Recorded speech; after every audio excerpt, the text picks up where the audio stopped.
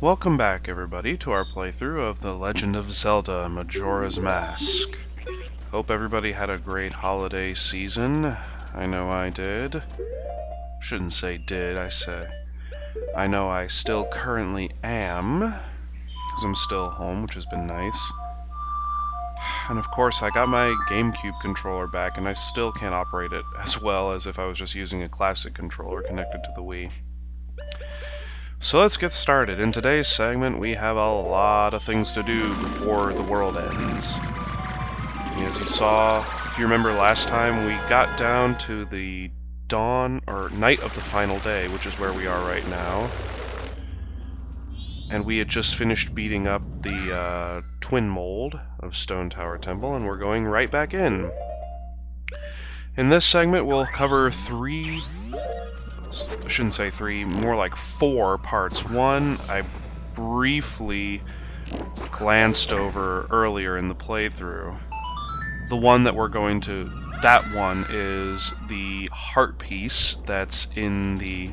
Of course, I'd step on the wrong one real quick. The heart piece that's in Icona Castle Ruins, where the Deku flowers are, where we fly to, and I missed the one time. We're gonna get that real quickly. What we're doing right now, though, is heading back in to get the last fairy piece, so we can turn it into the Great Fairy here and claim our prize, which I have to say, it may not be one of the most useful given to us by Great Fairies. That probably goes to the stronger heart tanks. So yeah, because I've been playing Mega Man X lately. But this one is, again, the coolest. If you don't know what it is, you'll find out, and hopefully you will agree.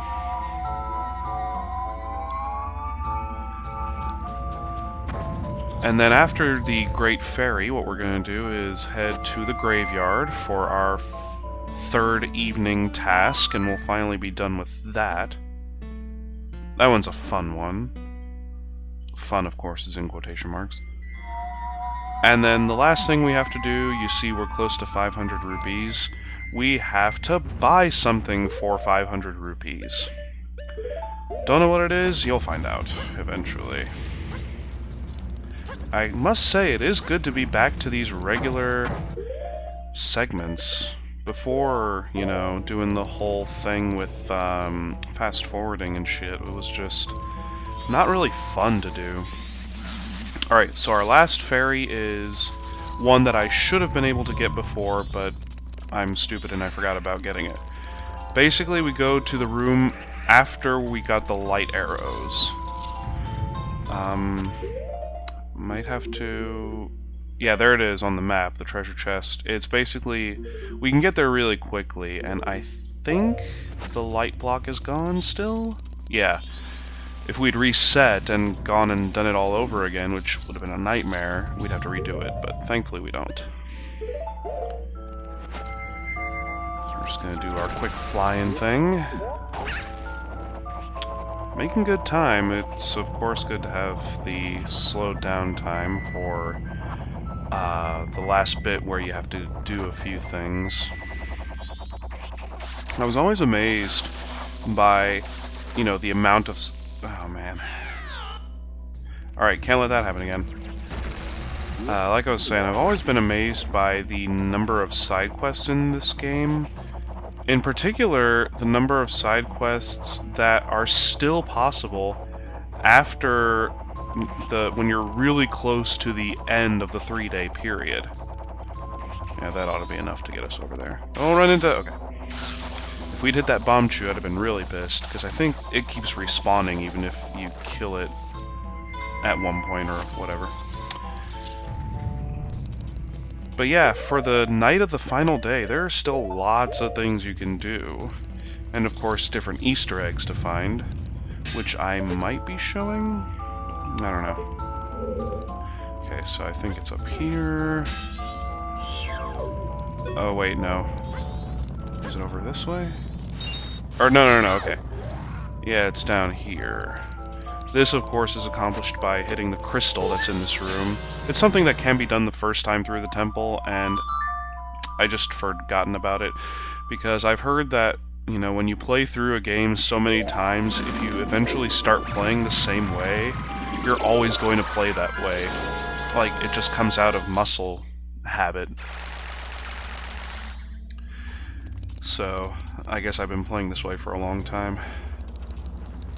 Now I'm gonna try a cool trick here. I think I can take a leap of faith, and... oh. Yep, there we go. Exiting. Well, wasn't that fun? Now we just head right over here, and gonna have light arrows equipped on our way to the next part. Not for right now, but it's nice that the Great Fairy Temple, Great Fairy Room, whatever you want to call it, is only a short walk away from, you know, where we come out.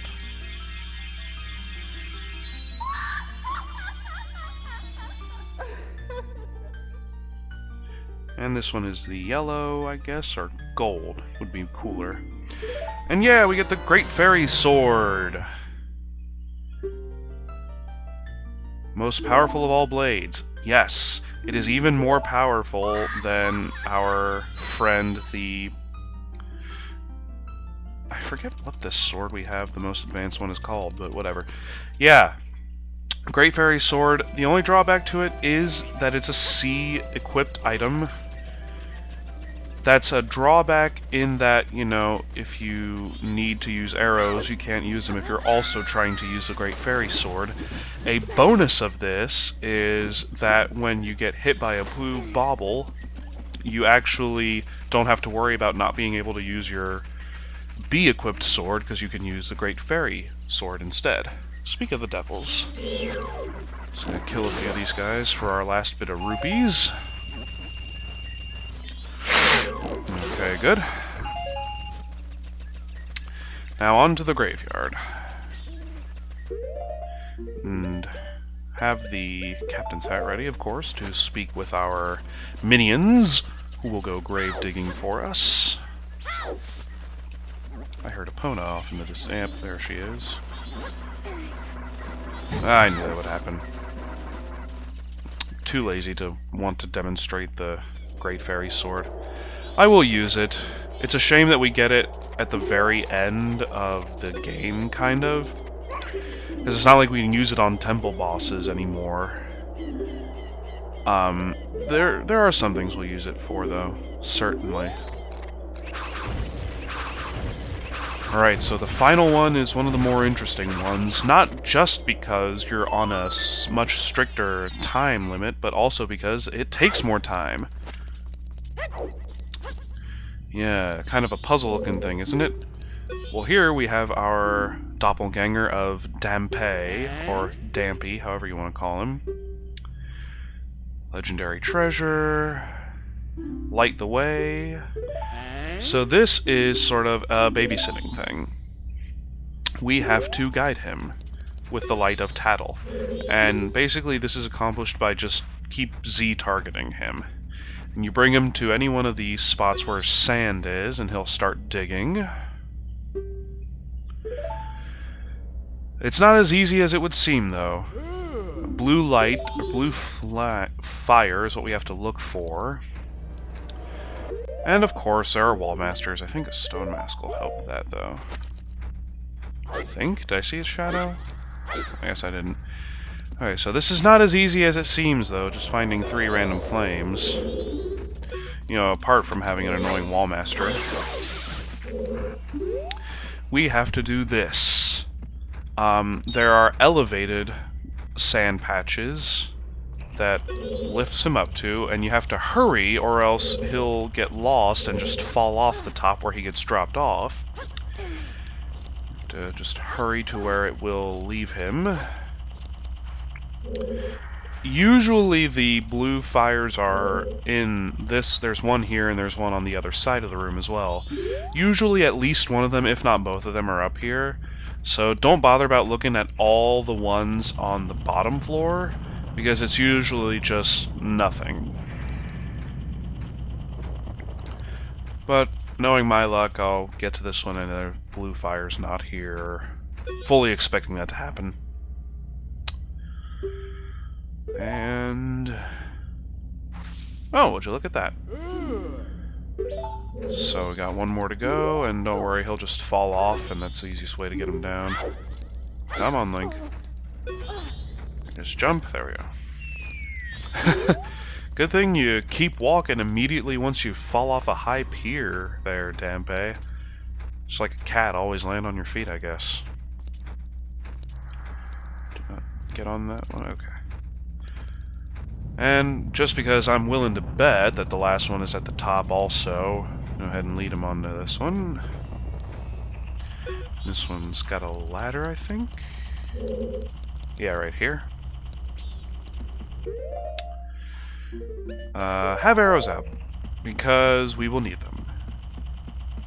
Epic foreshadowing. The problem with this quest, I always find, especially since you have to do it with such a stricter time limit, is that Dampe does walk so painfully slowly. So you have to get really lucky if you want to have any hopes of accomplishing it within a decent amount of time. Okay, we got very lucky finding all three of those, one after the other. And our reward is a Big Poe! And Dampe is a coward, and he leaves us to get knocked down by the Poe.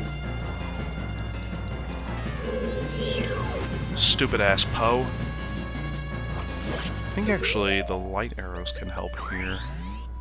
Let's see about this. I don't know why it gets mini-boss music here when in Beneath the Grave it didn't get anything, just regular enemy music. It's not really anything that special. Yeah, went down relatively quickly. Thank you, light arrows. And we get the treasure, which is, of course, something very useful to us. And this is the way to get the most annoying way to get this particular treasure. And if you can't guess it by now, here's another hint. It's the most annoying of the 6 of them. That's right, it's an empty bottle. And in it we can put this Poe. I'm gonna see something. Not that I need it for health or anything, but the one thing we have to do with our 500 rupees, which we will get to in a minute, and by in a minute I mean once 10 o'clock rolls around. Okay, I'll describe it. Basically what we have to do is go to the curiosity shop after 10 o'clock.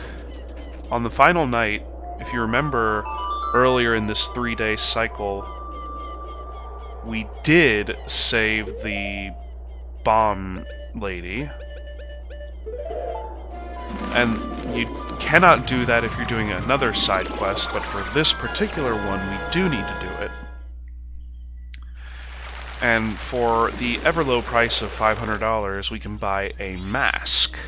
And you'll see which one it is when we get there, but for right now, since we have some time to kill, go ahead and get this heart piece. Should be a relatively quick process, I think. Our captain's head out. I have to put up with these annoying re-deads. Still have never understood why they do silly dances like that. I mean, it's hilarious, but at the same time, it's kind of kooky and takes away from the ever so trademarked, horrifying feeling that this game gives you. Oh, okay, yeah, need the Deku mask. Yeah, they would make getting to the heart piece one of the more difficult pathways in the castle ruins. By difficult, I mean time-consuming. Oh, come on! Fine, I'll do it again. I forgot I had to hit the closest one. Sorry. Okay. Just a quick jump. Hop, skip, and a jump, and some arrows. Should be far enough. Yeah, okay. Anyways, yeah, I don't have much to say for getting through this whole big part again. Other than, I hope everybody had a good holiday season. I don't know how many people are still in an area or a district where Christmas is the only day of the holiday season where you have to, you get to not go to work, but all the rest of the days you do have to go back into work. As for myself... Oh, that was weird. As for myself, I know that at my university they're in the middle of their winter term right now, and that does not end until late January, so technically for spring semester, classes don't start again until the 28th, which means I can record a shit ton of segments and not have to worry about doing any schoolwork. It will be nice. But anyways, now that we're up here, just gonna get one Deku mask out and... Oh, come on. Don't tell me this is like the shooting gallery game. Yeah, there we go. Yeah, I know I'm gonna have to get those heart pieces again eventually. I don't think I ever got the one in the forest shooting gallery. I remember getting the quiver, but I never remember getting the heart piece for it, so... Joy of joys, I guess I'll have to show that one again. At least this one was easy, right? I think so. And now we're gonna take a quick warp back to our main event, to where it all began. By the way, I guess this is technically kind of a quick plug. I was watching Peanut Butter Gamer's video about the Ben story, and he mentioned the Legend of Zelda Majora's Mask manga, which I didn't even know existed. Ironically enough, there is a translation for it on the Zelda fan page. If you haven't read it, I recommend it. Go check it out. It's really cool, actually. And gives a lot of interesting explanations for why things happen. But enough about that. Here we are, and if you see to the right of us is a very creepy-looking mask. Yeah, it sure is freaky. So we get the all-night mask. And when we wear this, we cannot fall asleep. This is important for one thing, from what I remember. Let's see if we can buy this Big Poe for a decent price. Ooh, 200. Absolutely. Now I know what I'm gonna do with this one. Just gonna shimmy on over to our friend the banker and get rid of these. Yeah, I am amazing. Don't you forget it, bitch. I always thought this was a girl when I was a kid, because long hair instantly means you're a girl, of course. Alright, so yeah. 4 things in one evening before the world was gonna end. How about them apples? So yeah, next time we'll do a lot of side quests, because for right now our main story stuff is done. So expect a lot of side quests for the next few segments. On that note, thanks for watching everybody. See you guys later.